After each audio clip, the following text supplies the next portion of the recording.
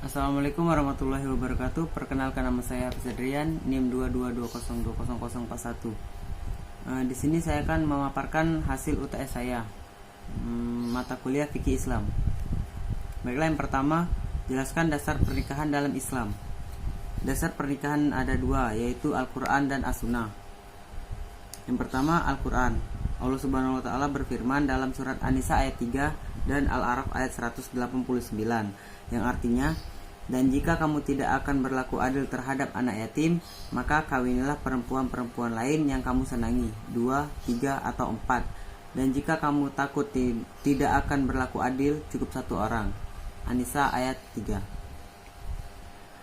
Baiklah, yang berikutnya, dialah yang menciptakan kamu dari suatu zat, dan daripadanya dia menciptakan istri agar dia merasa senang. Al-Quran Al-A'raf ayat 189. Yang kedua, dalilnya dari As-Sunnah. Dari hadis riwayat Bukhari Muslim diriwayatkan oleh Abdul bin Mas'ud radhiyallahu anhu dari Rasulullah SAW yang bersabda, "Wahai para pemuda, barang siapa di antara kalian memiliki kemampuan, maka nikahilah, karena itu dapat lebih baik menahan pandangan dan menjaga kehormatan.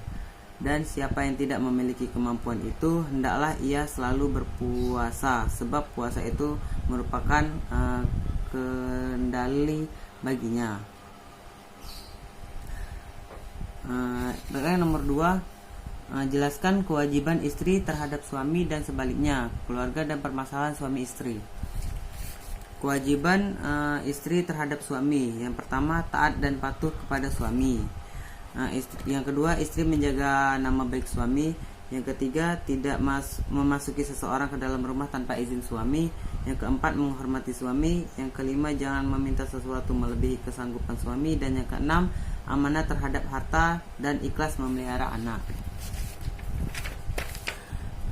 Kewajiban suami terhadap istri. 1. Suami memberikan kebutuhan pokok seperti sandang, pangan, dan papan.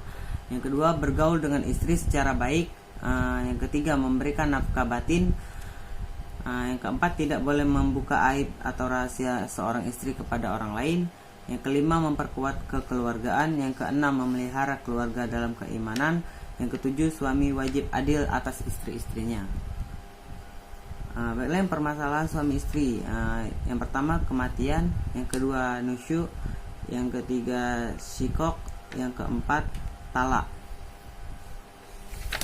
Baiklah, nomor 3, jelaskan pengertian faraid atau mewarisi. Latar belakang disyariatkannya faraid, beberapa hak yang berhubungan dengan harta warisan, sebab mewarisi, sebab tidak dapat warisan, dan rukun dan syarat waris mewarisi. Yang pertama, pengertian faraid. Faraid ialah bentuk jamak dari farido, artinya takdir ya, atau ketentuan. Menurut istilah syarok, adalah bagian yang telah ditentukan bagi ahli waris. Ilmu faraid adalah ilmu tentang harta warisan, hukum yang berkenaan dengan harta warisan, serta tata cara menghitung pembagian harta warisan sesuai dengan ketentuan yang telah disyariatkan. Yang kedua, disyariatkannya faraid. 1. Diturunkannya perintah pembagian kewarisan ini karena jawaban atas peristiwa yang menimpa istri Ibnu Robi yang melapor kepada Rasulullah atas tindakan paman putrinya yang mengambil seluruh hartanya sehingga tidak dapat membiayai putrinya. Berikutnya, beberapa hak yang berhubungan dengan harta warisan. Yang pertama, dikeluarkannya zakat 2,5% hartanya. Yang kedua, dikeluarkannya biaya pengurusan jenazah. Yang ketiga, ditunaikan wasiatnya. Yang keempat, dibayar hutangnya. Berikutnya, sebab mendapat warisan. 1. Perkawinan. 2. Kekerabatan. Yang ketiga, wala. Yang keempat, hubungan Islam. Dan yang berikutnya, sebab tidak mendapat warisan. Yang pertama, perbudakan. Yang kedua, pembunuhan. Yang ketiga, berlainan agama. Yang keempat, murtad. Dan yang kelima, berbeda negara. Selanjutnya, rukun waris mewarisi. Yang pertama, maurus atau tirkah, yaitu adanya harta benda. Yang kedua, mewaris, yaitu orang yang mewarisi. Yang ketiga, waris, orang yang mewarisi, yang diwarisi. Yang berikutnya syarat-syarat mewarisi. Yang pertama, matinya mewaris. Yang kedua, hidupnya waris. Yang ketiga, tidak adanya penghalang mewarisi. Yang keempat, jelaskan ada beberapa ahli waris, zawil furud dan asobah, serta pengertian aul dan rod, hukum aul dan rod, ahli waris zawil furud dan asobah, dan pendapat para ulama tentang aul dan rod. Baiklah, yang pertama, ahli waris zawil furud ada 25 orang, 15 pihak laki-laki dan 10 dari pihak perempuan. Yang dari pihak laki-laki, yang pertama anak laki-laki, yang kedua anak laki-laki dari anak laki-laki terus ke bawah, yang ketiga bapak, yang keempat kakek dari pihak bapak terus ke atas, yang kelima saudara laki-laki sekandung, yang keenam saudara laki-laki sebapak, yang ketujuh saudara laki-laki seibu, yang kedelapan anak laki-laki dari saudara laki-laki yang sekandung, yang kesembilan anak laki-laki dari saudara laki-laki sebapak, yang ke-10 saudara laki-laki bapak dari pihak bapak sekandung, yang ke-11 saudara laki-laki bapak sebapak, yang ke-12 anak laki-laki saudara sebapak laki-laki yang sekandung, yang ke-13 anak laki-laki saudara bapak laki-laki yang sebapak, 14 suami, yang ke-15 laki-laki yang memerdekakan mayat. Yang kedua, ahli waris dari pihak perempuan ada 10, yaitu 1 anak perempuan dari anak laki-laki terus ke bawah, yang ketiga ibu, yang keempat ibu dari bapak, yang kelima ibu dari ibu terus ke atas, yang keenam saudara perempuan sekandung, yang ketujuh saudara perempuan sebapak, yang kedelapan saudara perempuan seibu, yang kesembilan istri, yang ke-10 perempuan yang memerdekakan mayat. Ahli waris asobah ada 12. Yang pertama anak laki-laki, yang kedua anak laki-laki dari anak laki-laki, yang ketiga bapak, yang keempat bapak dari bapak, yang kelima saudara laki-laki sebapak, yang keenam saudara laki-laki sekandung, yang ketujuh anak laki-laki dari saudara laki-laki sekandung, yang kedelapan anak laki-laki dari saudara laki-laki sebapak, yang kesembilan paman dari pihak bapak yang sekandung, ke-10 paman dari pihak bapak yang sebapak, yang ke-11 anak laki-laki dari paman yang sekandung, yang ke-12 anak laki-laki dari paman yang sebapak. Berikutnya, pengertian aul dan rod. Aul bermakna bertambah atau menaikkan jumlah bagian ahli waris terhadap asal masalah. Yang rod berarti mengembalikan haknya kepadanya, menurut istilah mengembalikan apa yang tersisa dari bagian zawil furud. Berikutnya, pendapat para ulama tentang aul dan rod. Aul menurut para fuqaha, aul adalah bertambahnya saham zawil furud dan berkurangnya kadar penerimaan warisan mereka. Rod menurut Zaid bin Sabit yang diikuti oleh Umar Az-Zuhri, Malik dan Syafi'i adalah tidak ada rod atas ashabul furud jika ada sisa harta diserahkan ke Baitul Mal. Hukum aul dan rod.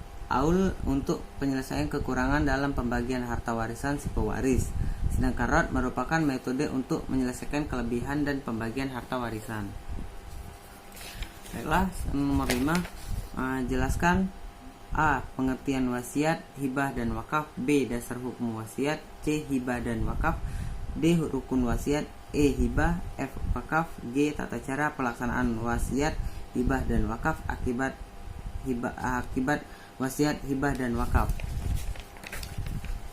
Baiklah, yang pertama, pengertian dari wasiat. Wasiat adalah menyampaikan sesuatu. Menurut syara' adalah pemberian seseorang kepada orang lain.